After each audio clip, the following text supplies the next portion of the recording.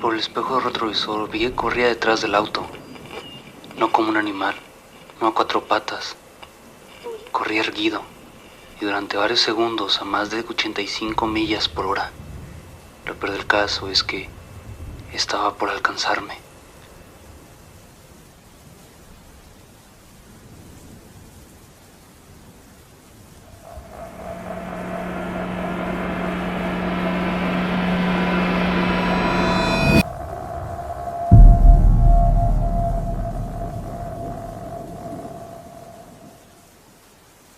No sé si escribir esto sirve de algo, pero desde hace una semana duermo con las luces encendidas y un cuchillo bajo la almohada. No porque crea que pueda defenderme, sino porque me da la ilusión de que estoy completamente indefenso. Todo empezó cuando me mudé al Valle de la Cañada, un lugar barato, aislado, donde podían las casas estar construidas sobre terrenos antiguos. El agente inmobiliario dijo que el precio era bajo por problemas de humedad. Eso debió haber sido la primera señal. La primera noche escuché golpes suaves bajo el piso. Pensé que eran tuberías. Ya saben, a veces hay cosas que simplemente no se terminan de asentar. Luego pensé que eran animales, ratas tal vez.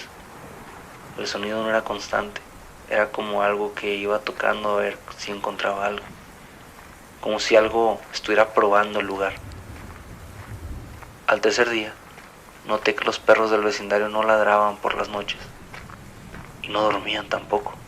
Se sentaban rígidos, mirando al suelo, con las orejas hacia atrás. Uno de ellos se orinó encima sin moverse cuando pasé cerca. Empezaron a aparecer agujeros en la tierra. Eran pequeños, perfectamente circulares, como si alguien hubiera clavado un tubo ancho y lo hubiera retirado. Aparecían de la noche a la mañana en los patios alrededor de todo el vecindario. Aún así, nadie hablaba de eso, hasta que la señora del piso 32 desapareció. La policía dijo que era una anciana sola. Probablemente se cayó en el monte, dijeron. Lo raro era que su casa estaba intacta, la cama sin desordenar, y la comida servía todavía caliente. El suelo del sótano estaba hundido. Esa fue la noche en que bajé al mío. Nunca usaba el sótano, realmente olía mal, a humedad vieja y algo más orgánico. Bajé con el celular como linterna porque el foco no funcionaba y era lo único que tenía a la mano. El aire se sentía pesado, espeso, como si faltara oxígeno. Entonces lo volví a escuchar. No era un ruido fuerte, era un movimiento bajo la tierra, como unas uñas rascando lentamente desde abajo. El suelo vibraba apenas y vi una grieta abrirse, finísima, cruzando el concreto. Pude ver cómo la grieta dejó ver algo salir.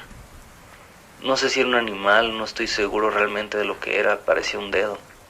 Era largo, huesudo y sin uñas, cubierto de una piel grisácea semitransparente, por la que se veía algo moverse dentro, como gusanos o venas demasiado activas. Se quedó quieto, como palpando el aire, y luego se retiró lentamente. Con la respiración cortada me eché a correr escaleras arriba. A la mañana siguiente el agujero seguía ahí, pero ahora era más grande. El concreto parecía derretido, como si hubiera sido disuelto desde abajo, incluso sentía tibio. Fui a preguntar a los vecinos, pero nadie quiso hablar.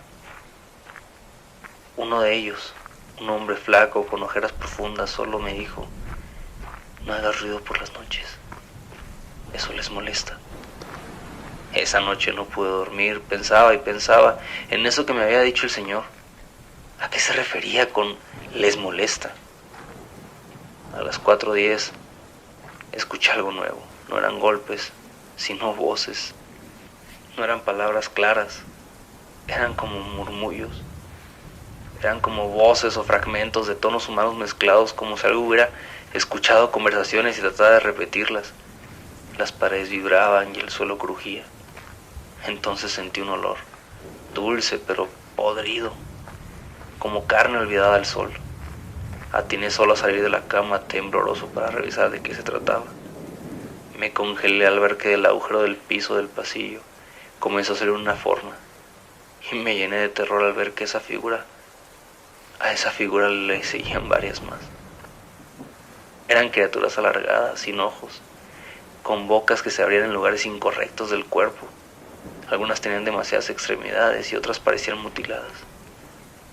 Se movían empujándose unas a otras como si no supieran usar sus cuerpos.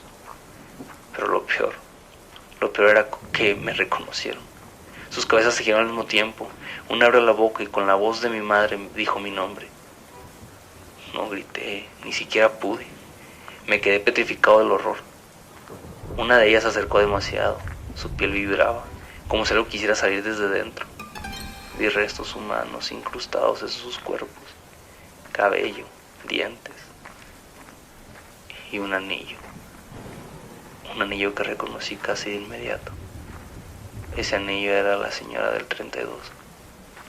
Fue cuando una corriente de adrenalina me invadió. Corrí por el pasillo hacia la puerta trasera y logré llegar hasta la carretera sin mirar atrás. Sentía que el suelo detrás de mí se movía.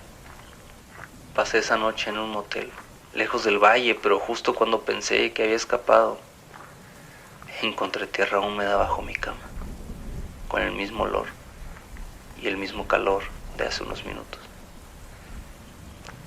Lo peor de todo es que acabo de escuchar algo rascando debajo del piso.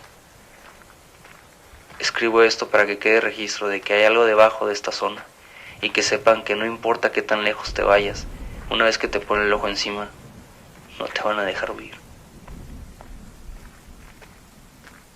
Nunca he creído en los monstruos realmente, o al menos eso pensaba antes de lo que pasó una madrugada de noviembre, cuando acepté un turno extra como repartidor para una farmacia 24 horas al norte de Fort Worth, Texas. Empiezo así porque sé cómo suena. Siempre empieza con un yo no creía en y termina con alguien diciendo que vio algo imposible. Si tú lees esto pensando que exagero, está bien. Yo también lo haría. Solo te pido que no conduzcas por la I-35W de madrugada después de terminar este relato. Esa noche llovía, apenas lo suficiente para que el asfalto brillara como vidrio negro. Salí de un complejo de departamentos cerca de Northside Drive, uno de esos lugares viejos con luces amarillas que zumban y puertas metálicas abolladas. El pedido era sencillo: antibióticos, jarabe para la tos, nada raro. Lo raro empezó cuando el GPS se quedó callado.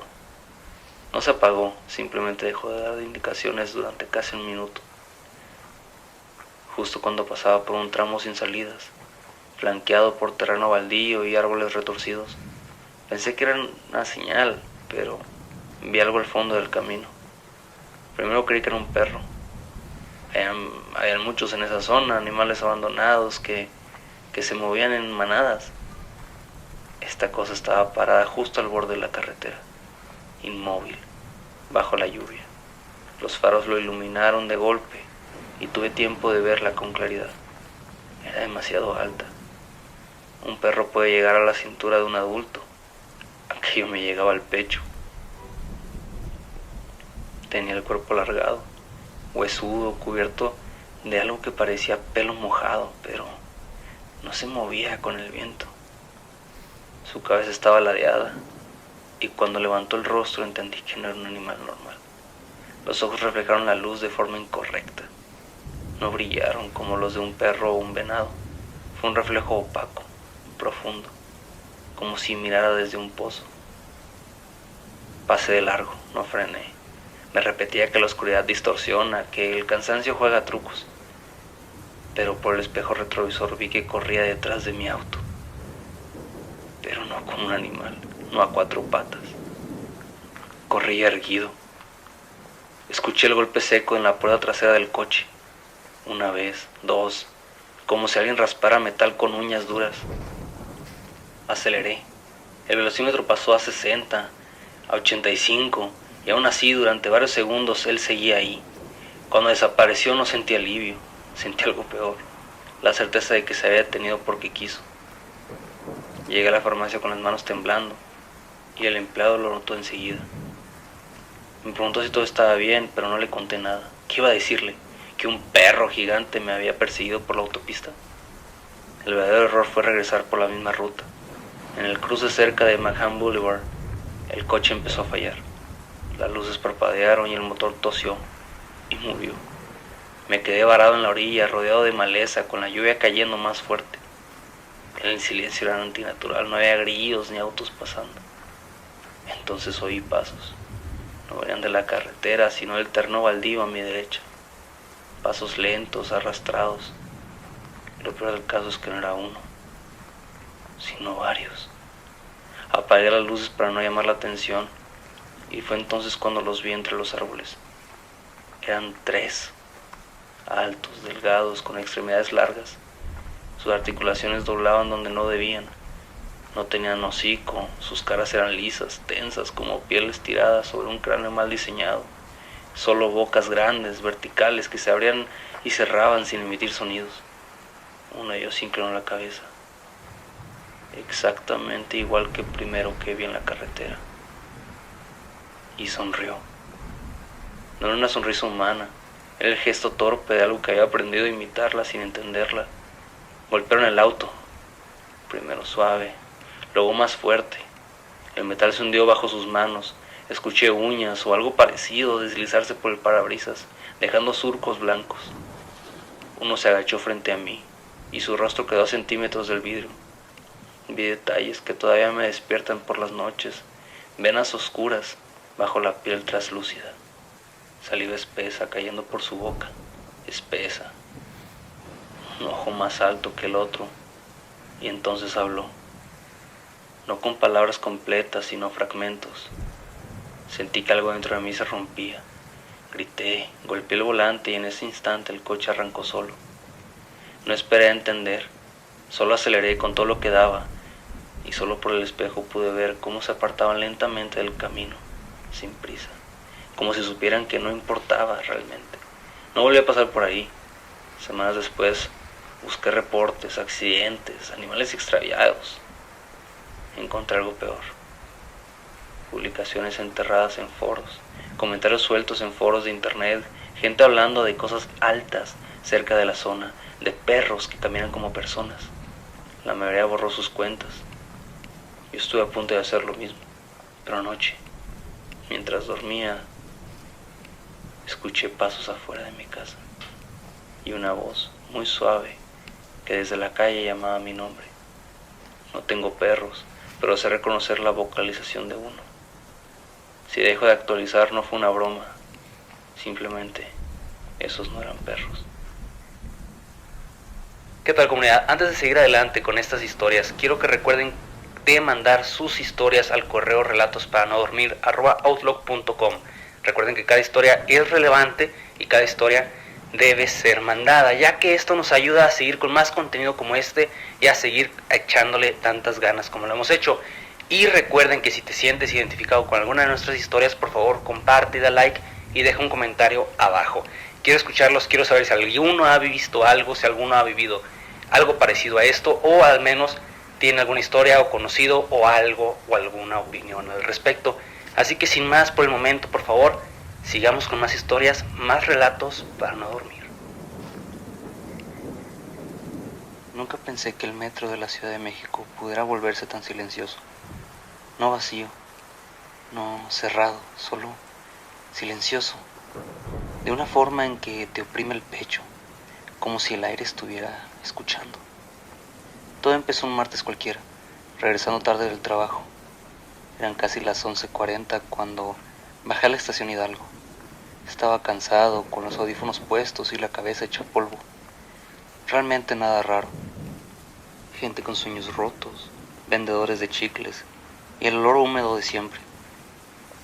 Lo extraño fue que el andén de la línea 3 estaba casi vacío. No completamente vacío, eso habría sido normal a esa hora. Habían unas 6 personas, tal vez 7, todas repartidas, demasiado separadas entre sí. Ninguna hablaba, ninguna miraba su celular, todas estaban quietas mirando hacia el túnel. Me quité un audífono cuando noté que no se oía nada, ni trenes, ni pasos, ni el zumbido eléctrico, nada. Pensé que había un retraso.